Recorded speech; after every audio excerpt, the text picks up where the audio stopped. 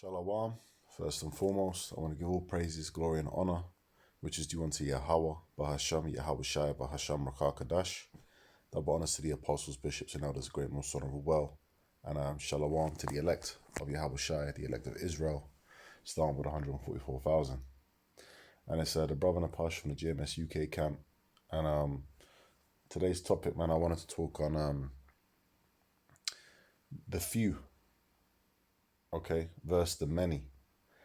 And, a lot of the philosophies in the world, religions in the world, which these religions are pretty much all handled and managed by the Roman Catholic Church. Okay.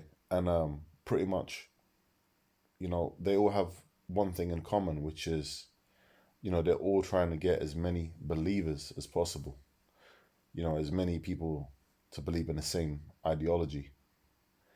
And when you look at Christianity, for example, they tell you that anyone, who believes in, the false Messiah that they say, they present him as Jesus, a so-called white man.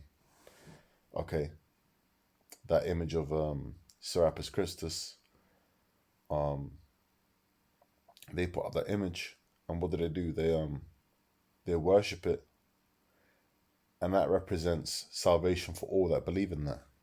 Okay, and that's just one facet of, anyone can be saved.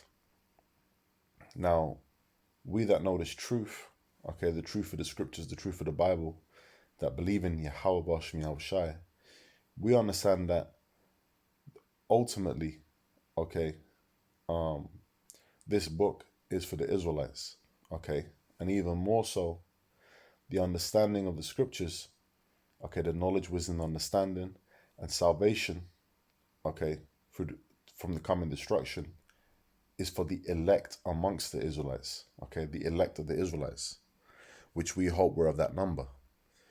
All right, so I wanted to go into some precepts to show that, to prove that the world, has many, many souls in it, but the ones that are going to be saved, the ones the Lord is dealing with, which is the elect, are few. All right, and therefore, the manner of our lives, the things that we think in our brain and know, is not for everyone. Not everyone's going to understand that, and because of that, there's going to be a disparity between us and people in the world. Okay, these bots in the world, man. All right, this is 2 Ezra chapter 8 verse 1. It says, "And he answered me, saying, The Most High hath made this world for many, but the world to come for few." Right? And it's straight up, man. Okay? And pretty much, that starts with who? That starts with the elect of the nation of Israel being saved, being beamed up into the chariots, which are the so-called UFOs for you to understand.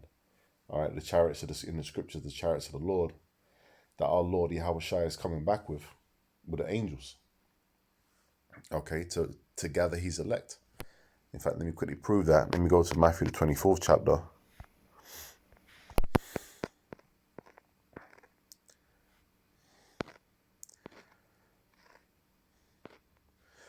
This is Matthew chapter 24, verse 29. "Immediately after the tribulation of those days shall the sun be darkened, and the moon shall not give her light, and the stars shall fall from heaven, and the powers of heaven shall be shaken." That's going to be a great destruction, man. Okay? It's going to be a nuclear winter, right? Because there's going to be a great nuclear attack on the land of America and different places, but the main place is going to be America, that's the culmination of World War III, we're in the time of that now. We're in the time of that brewing now. So we're very close to the end, right? It says, "And then shall appear the sign of the Son of Man, which is Yahweh Shai, in heaven. And then shall all the tribes of the earth mourn, and they shall see." Why are they gonna mourn? Why are they gonna be upset?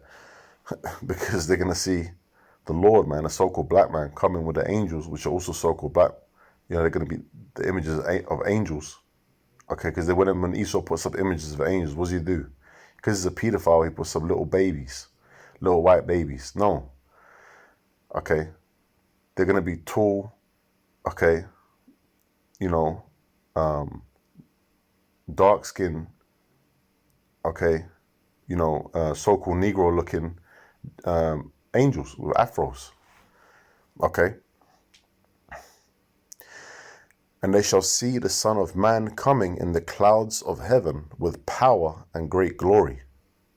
And he shall send his angels with a great sound of a trumpet, and they shall gather together his elect from the four winds, from one end of heaven to the other.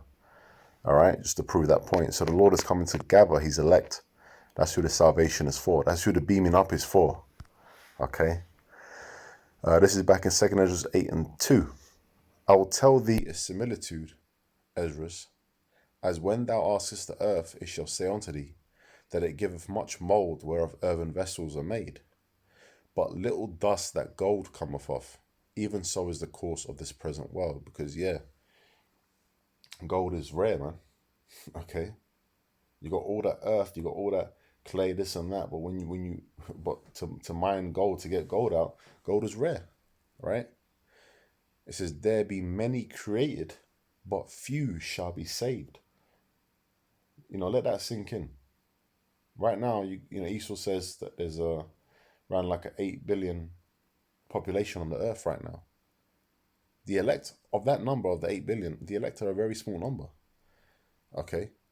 So there is a lot of souls that are going to be killed. There's a lot of souls that are going to go into slavery. There's a lot of souls that are not going to be able to, that are not going to be saved. Straight up. And salvation isn't for these other nations anyway. And even in our own people, you're going to have our own people that are, that are not of the elect, that are basically going to have to be killed, man. They're going to have to die. They're going to have to suffer in the coming judgment of Jacob's trouble, spoken of in Jeremiah the 30th chapter, and also Daniel's 12th chapter in the first verse mentions it. I ain't going to go to it. All right. So now you might be thinking, well, hold on. Wasn't the Lord's message for everyone? Well, I'm going to prove that it wasn't. Even when he was on the scene, right? I'm going to prove it. This is Matthew chapter 13, verse 10. And this is after he just spoke a parable, right? And parables are like dark sayings. They're really, you tell a parable, it's like a story that you tell to bring forth a meaning, to parallel with something else. Okay? And the disciples came and said unto him, why speakest thou unto them in parables? He answered and said unto them, because it is given unto you, his disciples, right, to know the mysteries of the kingdom of heaven. But to them it is not given. Right, now let me quickly go to the Blue Letter Bible, right, because it said what? The mysteries, right? Let's go to Amos chapter 3 and verse 7. It says, surely the Lord Yahweh Shai will do nothing, but he revealeth his secret unto his servants, the prophets. So it's revealed unto the prophets, right? Now let's go into that word secret. That's what it says there. Right? Council, assembly, secret council, company of persons in close deliberation, by implication, intimacy, consultation, a secret, inward. So the Lord is only dealing with the elect. Okay? He's only dealing with the inner parts, the inner circles. Okay? That's who the who it's revealed onto. Right? Now let's go from there to, let me get Matthew 13:11 in the Blue Letter. Let's see what the word there is for the mystery. Now, I haven't gone over this in a while, but what I'm looking for is the word mysterion. Here it is. There it is. So it is mysterion. Okay. Right. So the word there is mysterion. It says hidden thing, secret, and mystery. Generally, mysteries, religious secrets, confided only to the initiated and not to ordinary mortals. So the people out here are ordinary mortals. Okay? We're the ones that are getting ready to become immortals, pursuant to 1 Corinthians 15th chapter, the change. A hidden or secret thing, not obvious to the understanding. Now, although this word is preached openly, you can go on the internet, you can watch it, right? it needs to be spiritually understand. The word needs to be mixed with faith, and faith is a gift, right? Precept on that is Ephesians 2:8, and also Hebrews the 4th chapter and the 2nd verse. All right. So although it needs to be mixed with faith, so that when you're listening, you can spiritually take this in, because this is a spiritual thing. Okay, anyone can open the book of the Bible, but to really get this is spiritual, because the words are spiritual. Okay, so it's not obvious to the understanding. It says a hidden purpose or counsel, secret will of men, of God, the secret counsels which govern God in dealing with the righteous, which are hidden from ungodly and wicked men, but plain to the godly. Right? So to the godly, it's going to be plain. Let's get a quick precept on that. This is Habakkuk chapter 2, verse 2. And the Lord answered me and said, write the vision and make it plain upon tables, that he may run that readeth it. So that's what we're doing. We're making the vision, okay, these prophecies, we're making it plain. For the vision is yet for an appointed time, but at the end it shall speak and not lie. Though it tarry, wait for it, because it will surely come, it will not tarry. And the words that we're teaching, starting with our apostles and elders, apostles, bishops and elders of Great Millstone on down, okay, is this truth? It's the truth. The prophecies of everything we're teaching is correct and shall come to pass. Why? Because we're the prophets. Okay? We believe that we must be the prophets, because who else out there, okay, the things that they're saying are coming to pass? Who else is doing that? Okay, we've been teaching for years about the MOTB, the mark of the beast, the implantable chip. And now you're seeing society, you're back, 10 years ago, 15 years ago, 20 years ago, you look at articles going back, far and few between. Okay, that wasn't really spoken of too much. You might have really heard about it in a documentary on like the old tapes, or it might have been in the internet like wasn't really heavy out like that back then. You didn't just have YouTube like that. Okay. So where would you get this information from? Okay, whether it be in old books or whatever. Now it's everywhere. Okay, now it's in the mainstream. Now you got companies that are chipping people. Okay, openly. You got, one of the richest people in the world, so-called, Elon Musk, which he really is. He's a, trust me, compared to the elites, man, compared to the Rothschilds, for example, he's no ways a peasant. Okay. So that's what we're doing. With what we're teaching is coming to pass before your eyes, man. Okay, so pretty much this is a mystery. It's not open to everyone. It's a secret. Right? Let's keep reading in Matthew 13. So this is what spoken to his disciples, right? For whosoever have, to him shall be given, and he shall have more abundance. So if you're of the elect, one thing that you're going to have, man, you're going to grow in understanding.